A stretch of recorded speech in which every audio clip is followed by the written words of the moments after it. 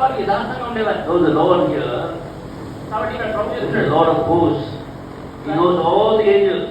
ఆయన He rules among the people of the earth. భూనివాసుల ఎడల కూడా ఆయన పరిపాలన చేసేవాడు. So this is what had to enter into the mind of Nebuchadnezzar. ఇది నెబుకద్నెజర్ యొక్క మనసులోనికి ప్రవేశించాలి. He knew by number how many provinces he was ruling.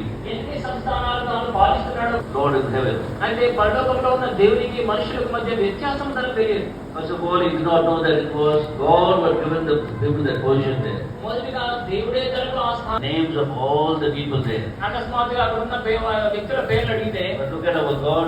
అయితే మన దేవుడు He చూడండి, knew the name of each and every person. ఇక్కడ ఉన్న ప్రతి ఒక్క వ్యక్తి పేరు ఆయనకు తెలుసు. He says in the book of Isaiah, యెషయా గ్రంథంలో అంటాడు, I called you by name. పేరు పెట్టి నిన్ను పిలిచి ఉన్నాను. That is our God. అది మన దేవుడు. He is a sovereign God. ఆయన సార్వభౌముడు. Because He knows you so personally. ఎందుకంటే ఆయన నిన్ను వ్యక్తిగతంగా ఎరిగి ఉన్నాడు. And His rulership ఆయన పరిపాలన is for our benefit.